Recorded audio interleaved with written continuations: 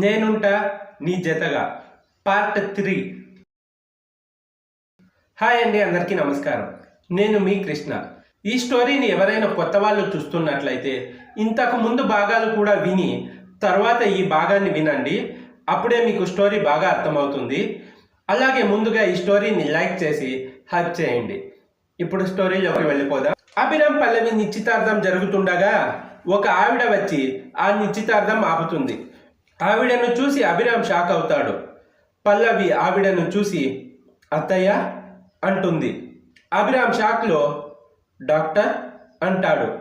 ఆ వచ్చిన ఆవిడ మరెవరో కాదు, భూమిని చెక్ చేసి తను ప్రెగ్నెంట్ అని చెప్పిన ఆవిడే. ఆ డాక్టర్ అభి వైపు చూస్తూ, ఇతను నిన్ను మోసం చేస్తున్నాడు పల్లవి. ఇతనికి ఆల్రెడీ లవర్ ఉంది. పైగా పెళ్లి కాకుండానే అమ్మాయి ఈ అభి వల్ల ప్రెగ్నెంట్ కూడా అయింది.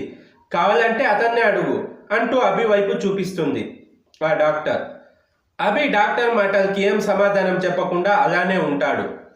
చెప్పు అభి, మా అత్తయ్య చెప్పిందంతా అబద్ధమని చెప్పు అంటూ ఏడుస్తుంది పల్లవి. ఆ అమ్మాయిని ఆల్రెడీ ఇంట్లో కూడా తెచ్చిపెట్టుకున్నాడు. ఆ అమ్మాయిని పెళ్లి చేసుకుంటా అని నిన్న రాత్రే నాతో చెప్పాడు. ఇంకా అతన్నేం అడుగుతావు అంటుంది ఆ డాక్టర్. ఛీ, నిన్ను ఎంతలా ప్రేమించా, కానీ నువ్వు ఇలాంటి వాడివి అనుకోలేదు అంటూ అభి తొడిగిన రింగ్ విసిరేసి ఏడుస్తూ వెళ్ళిపోతుంది పల్లవి. అభి తల్లిదండ్రులు, ఒరే ఆవిడ అలా అంటుంటే మాట్లాడవేంటిరా? నిజంగా వేరే అమ్మాయిని పెళ్లి చేసుకున్నావా? ఆ అమ్మాయి నిజంగా ప్రెగ్నెంటా అని అడుగుతారు. ఇంతలో అభి ఫోన్ రింగ్ అవుతుంది. అంత గొడవలో కూడా ఎవరిని పట్టించుకోకుండా ఫోన్ లిఫ్ట్ చేశాడు. హలో సార్, నేను కానిస్టేబుల్ని.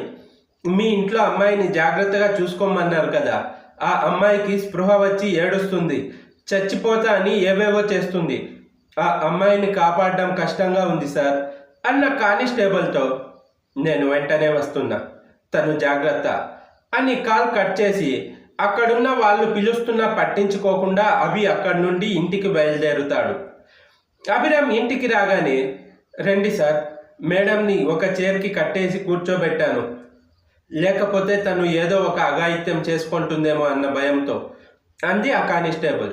భూమిని అలా చూడలేక, పైగా తను ప్రెగ్నెంట్ అని గుర్తొచ్చి వెంటనే కట్లు విప్పాడు అభిరామ్. అభిరామ్ జేబులో ఉన్న గన్ తీసి షూట్ చేసుకోబోతుంది భూమి. అభి కోపంతో గన్ లాక్కొని చెంప మీద ఒకటి ఇచ్చాడు. ఆ దెబ్బకి ఒక్కచోట నిలబడి అభి మొహాన్ని మొదటిసారి చూసింది భూమి. అభి భూమి చేయి పట్టుకొని లాక్కొని అదే వీధిలో ఉన్న వికలాంగుల ఆశ్రమానికి తీసుకెళ్తాడు. అక్కడ చూడు, ఆ వ్యక్తి 2 చేతులు లేకపోయినా కాళ్లతో తన పని తను చేసుకుంటూ బ్రతకడానికి మార్గాన్ని వెతుకుతున్నాడు. తన వాళ్ళు ఒక్కసారైనా వస్తారా అని ఆశగా ఎదురు చూస్తున్నాడు. తనకన్నా పెద్దరా నీ సమస్య? ఇదిగో ఈ అబ్బాయి చూడు, 16 ఏళ్లకే కంటి చూపు పోయి అమ్మ నాన్న వదిలేస్తే కన్నులతో కాకుండా మనసుతో లోకాన్ని చూస్తూ తన గొంతుని ప్రపంచానికి వినిపించాలని రోజు సాధన చేస్తున్నాడు. ఇతను పడే కష్టం కన్నా గొప్పదా నీ కష్టం? నువ్వు మాట్లాడగలవు, చూడగలవు, నడవగలవు, అన్ని పనులు చేసుకోగలవు. కానీ వాళ్ళని చూడు, ఇలాంటి వాళ్ళు ఎందరో ఎంతో మానసిక ధైర్యంగా బతుకుతుంటే అన్నీ బాగున్న నువ్వెందుకు చావాలి? చావు సమస్యకు పరిష్కారం కాదు. అంగవైకల్యం సమస్య కాదు, లోపం. సమస్య ఈరోజు కాకపోతే రేపైనా తీరుతుంది. కానీ వీళ్ళ లోపం బ్రతికున్నంత కాలం అలాగే ఉంటుంది. అలాంటి వాళ్ళే ధైర్యంగా బ్రతుకుతున్నప్పుడు నువ్వెందుకు చావాలి? ఒక్కసారి ఆలోచించు అంటూ భూమికి గుండెల్లో ధైర్యం నింపుతాడు అభిరామ్. అక్కడి నుండి తిరిగి ఇంటికి తీసుకొస్తాడు. భూమికి టిఫిన్ పెట్టి తినమని చెప్తాడు. ఇప్పుడు చెప్పు, నాకు నీ గురించి ఏమీ తెలియదు, కనీసం నీ పేరు కూడా. నీకు ఇష్టమైతే చెప్పు, ఎవరు నువ్వు, నీ గతం ఏంటి అని అడుగుతాడు అభిరామ్. అబ్బాయిలతో ఎప్పుడు మాట్లాడని భూమి ఇప్పుడు అభికి ఎలా చెప్పాలి అని ఆలోచిస్తుంది. నువ్వేం భయపడకు, నేను నీ ఫ్రెండ్ అనుకో. నీ విషయాలు తెలుసుకోవాలి అనుకునేది కేవలం నీకు ఏమైనా హెల్ప్ చేయొచ్చు అని.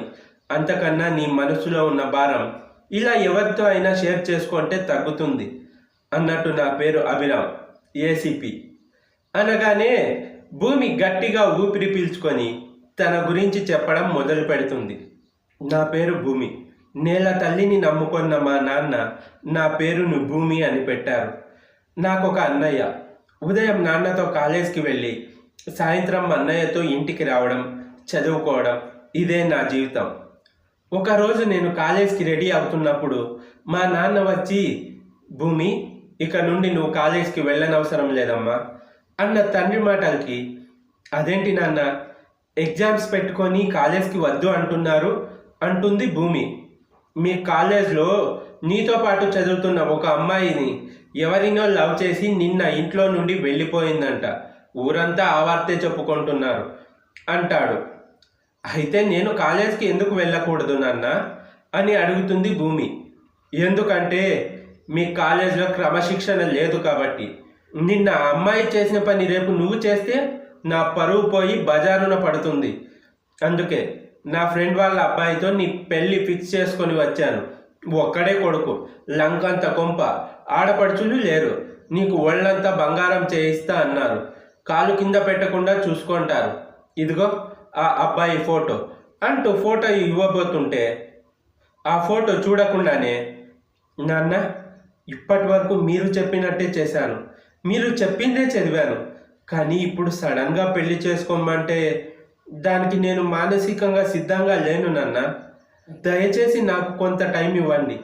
అయినా ఎవరో చేసిన తప్పుకి నాకు శిక్ష వేయడం న్యాయమేనా అన్న భూమితో, హో, న్యాయ అన్యాయాల గురించి మాట్లాడేంత గొప్పదాని అయ్యావన్నమాట. నేను నీకు టైం ఇస్తే ఈలోగా నువ్వు ఎవరితో అయినా జంప్ అవ్వవని గ్యారంటీ లేదు కదమ్మా. నోరు మూసుకొని నేను చెప్పింది చెయ్యి అంటాడు. ఇలాంటి మూర్ఖులతో మాట్లాడటం అనవసరమని భూమి ఏడుస్తూ లోపలికి వెళ్ళిపోతుంది. ఏంటండి, కూతుర్ని అలాంటి మాటలతో ఏ తండ్రి అయినా బాధ పెడతాడా? అయినా అది ఏ తప్పు చేసింది? ఇప్పుడు మీరు అంత క్రమశిక్షణలో పెట్టాలి అనుకుంటే మీ పుత్రరత్నాన్ని మీ గారాల కొడుకుని పెట్టండి. రాత్రంతా తప్ప తాగి ఎప్పుడో తెల్లవారుజామున ఇంటికి వచ్చాడు అన్న భార్యతో, వాడు మగాడే, ఎప్పుడైనా వస్తాడు, ఎక్కడికైనా వెళ్తాడు. రేపు నీకు నాకు తలకొరువు పెట్టేది వాడే.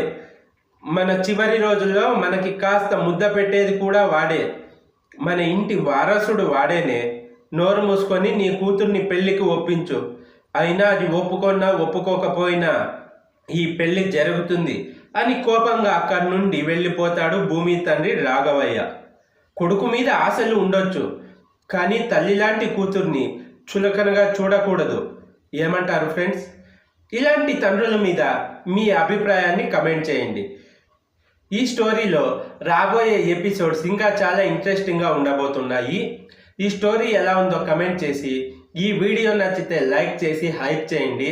అలాగే ఇంకా ఎవరైనా మన ఛానల్ని సబ్స్క్రైబ్ చేసుకొని వాళ్ళు ఉంటే సబ్స్క్రైబ్ చేసుకొని సపోర్ట్ చేయండి friends. Thanks for the watching.